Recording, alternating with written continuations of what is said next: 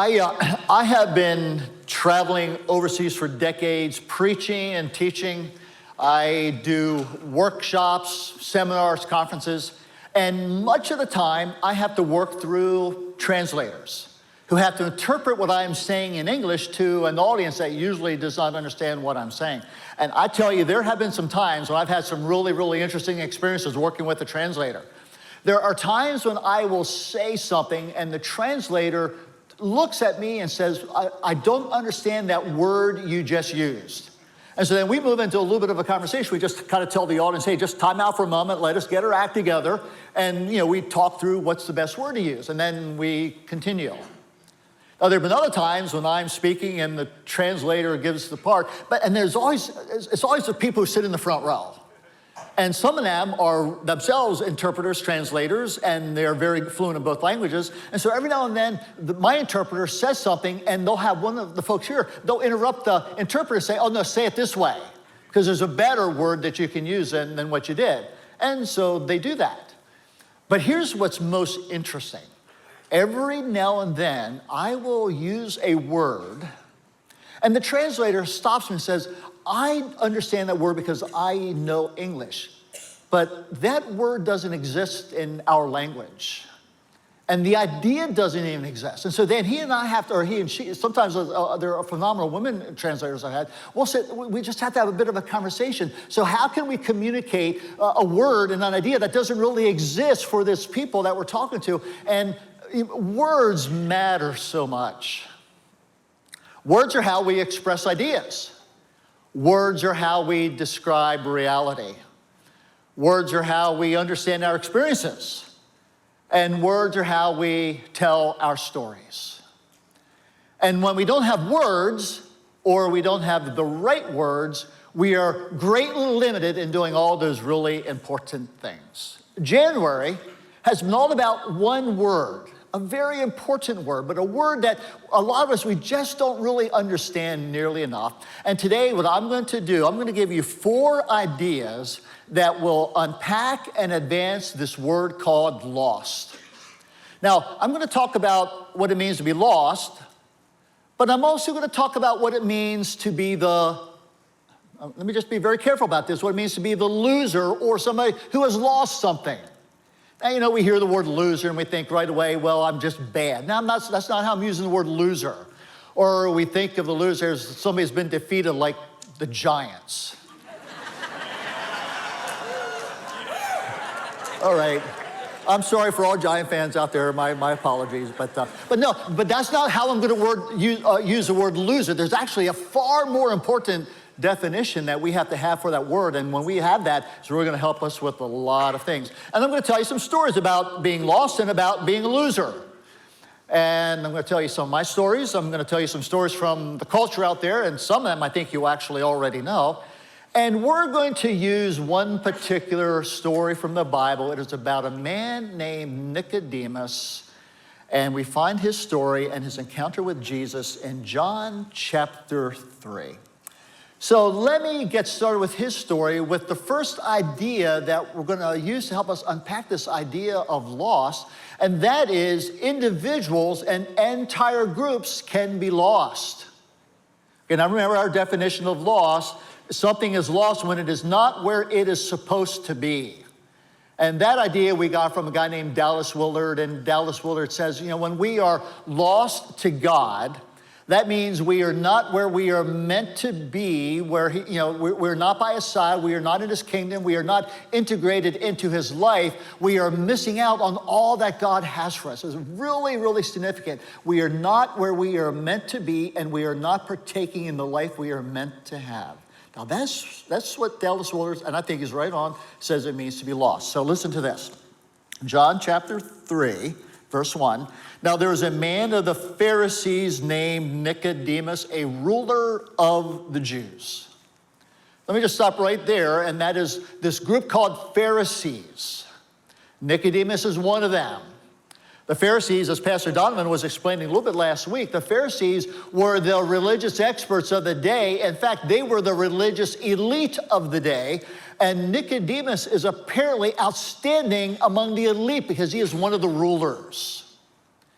Now, the Pharisees were a group of religious people that were absolutely convinced that of all people, they were exactly where they should be, and they had it together.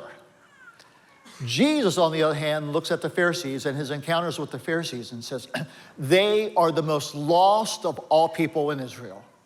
In Matthew chapter 23, Jesus has this sort of long diatribe against the Pharisees, talking about just how seriously lost they are. And 5 times he winds up using language, you are blind.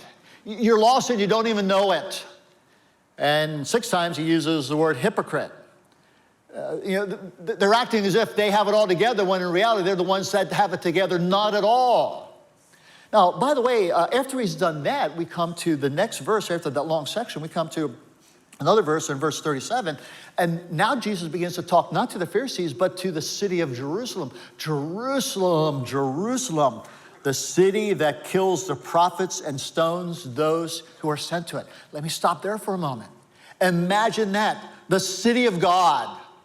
The city of God that above all should be the ones who welcome with open arms and sensitive hearts any word that God wants to give to them. But Jerusalem, the city, is so lost that they actually kill the messengers of God. That's how lost they are.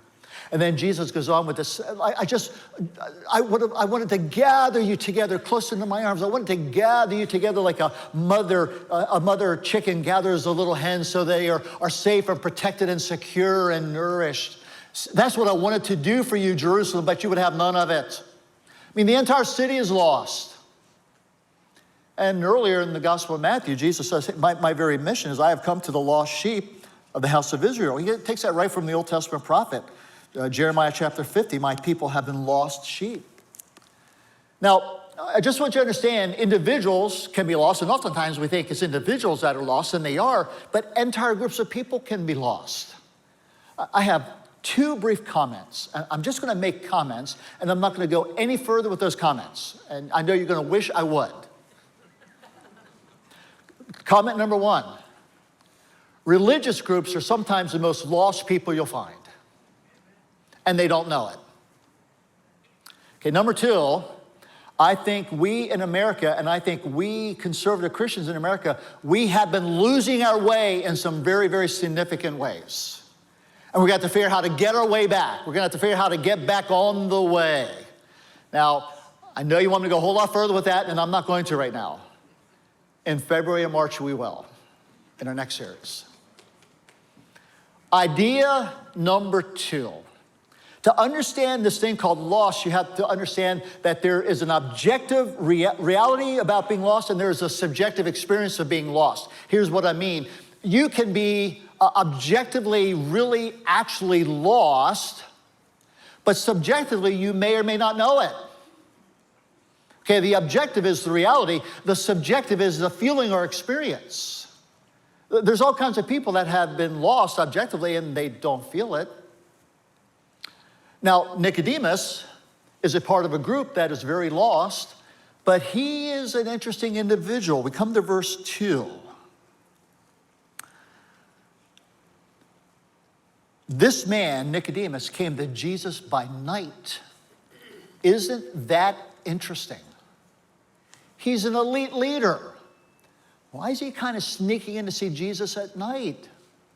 Well, listen, when you're an elite leader, you don't ever admit that you're lost. You don't ever admit that you got questions. And by the way, the Pharisees are already having some real contention with Jesus. And yet Nicodemus is being drawn to this person called Jesus. He's got to do it in secret. So his buddies don't know what's going on. Let's continue. This man came to Jesus by night and said to him, Rabbi, we know that you are a teacher come from God. Because nobody can do these signs that you're doing. Nobody can do these miracles. Nobody can teach the way you're doing unless God is with you. So you see, Nicodemus is beginning to have this real kind of quandary going on inside. He belongs to a particular group that is very opposed to Jesus, but he as an individual is looking, saying, man, there's something about Jesus that I'm being drawn to. Now, for the next 12 verses in this conversation, and by the way, this total conversation, we have about 15 verses. You could read through them in about a minute and a half. I think their conversation went on for hours and hours and hours. And we just have a couple little catchphrases. I mean, I would love to know what all they talked about. But here's what we do know they talked about. Jesus begins to talk to Nicodemus about the kingdom of God. Nicodemus, you're missing out on the kingdom of God. You're meant to be right there in the middle of it, and you're not. Nicodemus, you're missing out on this thing called being born again, being alive with the life of my Father just resonating inside of you, and you're missing his life. Nicodemus, the Spirit of God is flowing and moving, and you're missing it. And Nicodemus, there's eternal life that the Father has for you. And because you're not with the Father, you're missing that as well. Nicodemus, there are objective realities that now for the first time you're subjectively beginning to understand. I'm missing out on those things.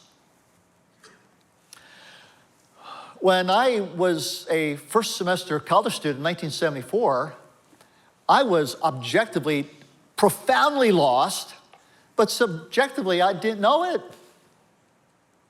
Now, I felt all kinds of things. I felt I was angry and depressed and discouraged and confused and wondering, should I even be in college? And, who should I have as friends? I mean, I had all kinds of stuff going on inside, all kinds of dark things I felt. But what I did feel is I didn't feel that I was lost. I didn't feel that until I went to hear a Christian speaker who in this captivating way described who Jesus is, and I suddenly began to understand, man, I am missing out on so many things, and suddenly I began to have this subjective awareness that I'm pretty lost. That was 1974.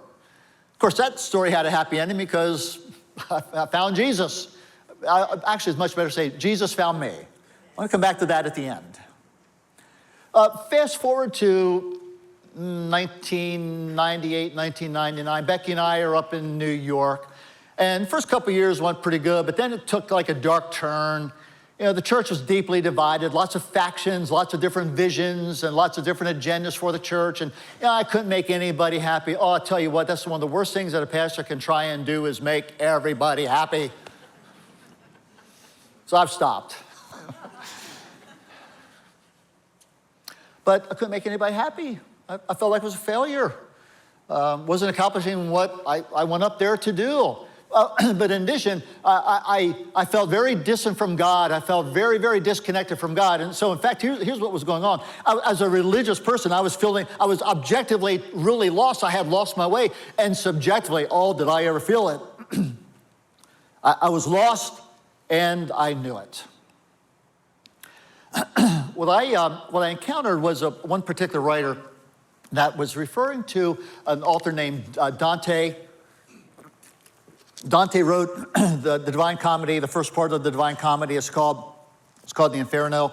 And the very first lines of this massive book, one of the outstanding pieces of literature in history here. Well, there's a picture of Dante in a dark wood loft. So this is like one of the woodcut images from one of the early editions of the Inferno. I mean, when I saw that image, it just really grabbed me. But here are the opening words. In the middle of the journey of our life, I found myself astray in a dark wood where the straight road had been lost. In the middle of the journey of life, he's referring to his middle age. And in the middle age of his life, and that season, he realized that the way that I had been walking, it was lost. And he goes on and describes what that time was like. And again, he's using the metaphor of a wood. That wood was savage, harsh, and dense. To even think about it back then, my heart trembles. Man, I read those words and I said, that's me. I was in the middle stage of life. And in fact, with everything else going on, my dad was in the process of dying from cancer, and we're 4 hours north and away while my family's going through this horrible stuff. I mean, I was in this dark woods. And I was lost and I knew it. Okay, let me introduce you to another idea that might be helpful. It's the word liminal. All right, again, not a familiar word, but it's a good word. We've heard of subliminal. Well, okay, let me tell you what liminal means. Liminal is when you are at an in-between place or space. You are in between something. But even more than in between, it's like you're getting to the boundary. You're getting to the threshold. You're getting close to something different. You were there. You're not yet here. You're in between, but there's something that's like right there. A liminal place is a place of tension and transition. A liminal place is a place of possibility, but sometimes we get a little paralyzed. A liminal place is where we have this emotional experience of ambiguity and confusion, and this dawning awareness that there's something else out there. Nicodemus was in this liminal place and space when he encountered Jesus. Now, I mentioned that entire groups can be lost, and so here, subjectively, not know it. We are familiar that the middle age experience of life is a time when people start to feel lost. They're feeling the disappointments that have accumulated. They're feeling the things that have not worked out. They're just piling up more than they used to. And so we start just kind of getting tired of, we're tired of our family, we're tired of our marriages, sometimes we're tired of our kids, we're tired of our parents, we're tired of our jobs, we're tired of our friends, we're tired of our church, we're tired of our religion. We're just getting tired. And you know, okay, you're at this liminal place. There's another group of people. This is fascinating because COVID hit and did a whole lot of damage to us. You know what's interesting? The group that left the church in largest numbers and have not come back are, I mean, I know you're not going to believe this, but it's baby boomers.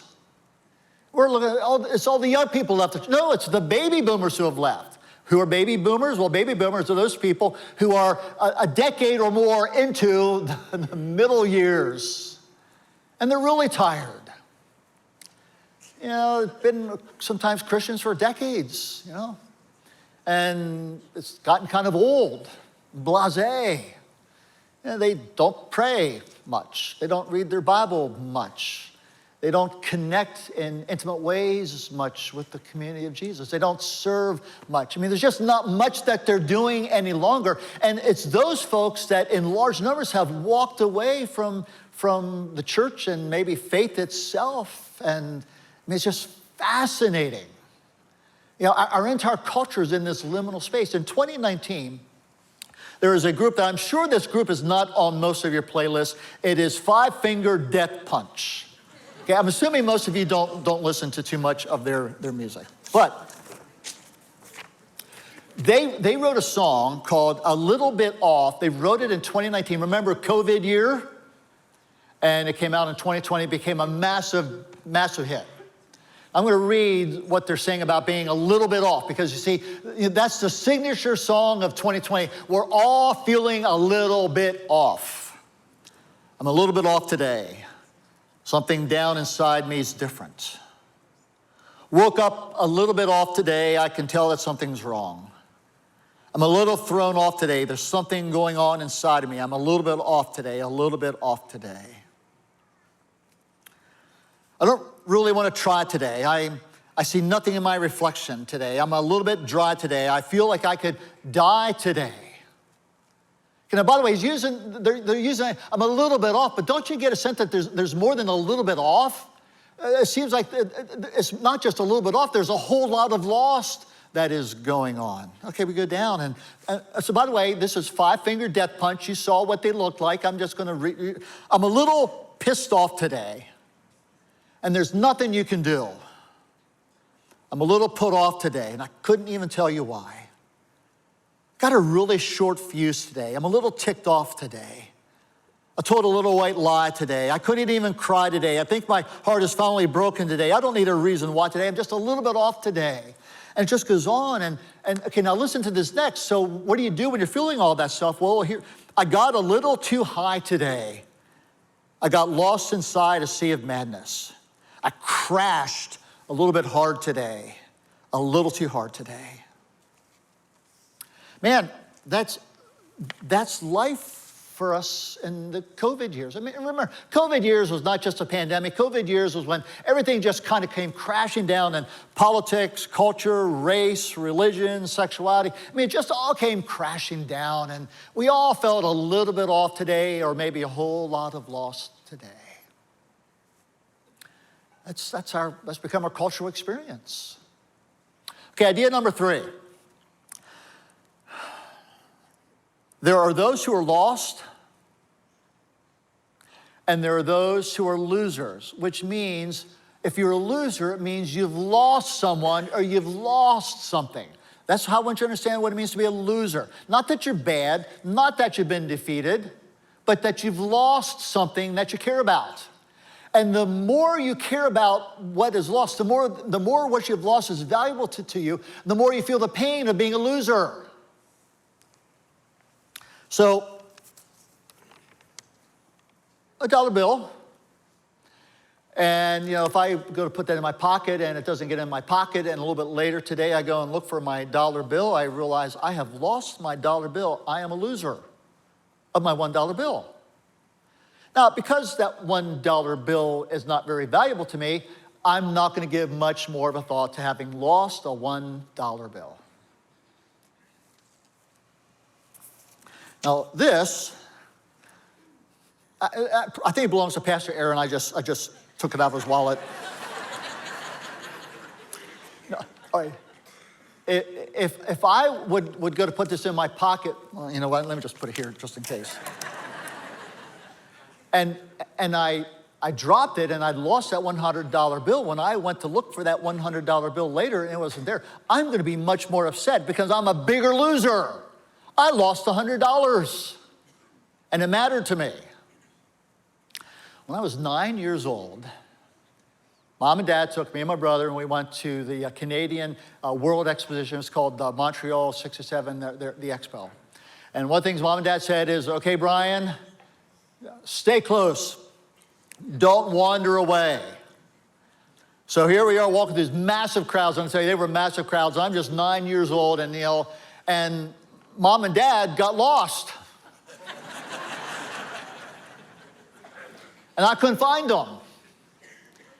So Mom and Dad had given some instructions that if we did get separated, here's what we were to do. And so what we were told is there are these Canadian Royal Mounted Police everywhere. And I went up to one and said, I'm lost. And he knew exactly what to do. He took me to the place where there were lost boys and girls. And there were a bunch of us in there. And they had games and books and TV and food. And man, I just got some food and I got a book and I'm sitting down and I'm not minding being lost at all. And I think about an hour later, Mom and Dad came in. And oh my, because they had lost their son. They were feeling something much more than what I was feeling being lost. Are you tracking with me on this? Now, when Mom saw me, this look of panic went to relief. Dad still looked a little irritated. Now, I don't know if he was irritated because I had been lost or irritated that they actually found me. He's going to have to take me back home. I never quite figured that one out. But, okay, listen, the more valuable something is to you, the more pain you feel, and the more you feel like a loser because you've lost something that really matters. Do you remember in 2010, down in Chile, there's a terrible cave-in, and there were 33 miners trapped almost a half mile down in the earth. 33 miners, 33, they were all men, sons, fathers, brothers, dads, and 33 sets of family and friends up on the surface. Now, these individuals down here, they knew how lost they were, and they knew how dangerous things were and how low the chances were for them for survival. And up here, there were 33 sets of family, and these families deeply felt the pain of having lost people that they cared about. And for 69 days, the world watched as an amazing rescue operation was mounted that actually worked. Now, Chile alone spent $22 million. And who knows, all these countries were involved, and we're sending, I mean, we don't even count how many other countries were involved in all the money they spent. Chile spent $22 million to rescue 33 lost people. Now, much more recently, it was in 2018 when, remember the Thailand boys soccer club? Remember that? I mean, there were 12 of them and the coach, and after they had done some practice, they said, let's just go exploring caves. And they did. And yet the rains came and and they were trapped. And here's what happened. At first, people didn't even know where they were. They just knew they were lost. Eventually, they figured out where they were. and that they couldn't get to them. And for 2.5 weeks, we followed the rescue operations, and they had to bring in experts from around the world. And the Thailand government never did tell us how much it cost. Here's one of the things we do know. One of the rescuers, one of the expert divers that took oxygen down to these students, one rescuer, gave their life. They died in the rescue operation.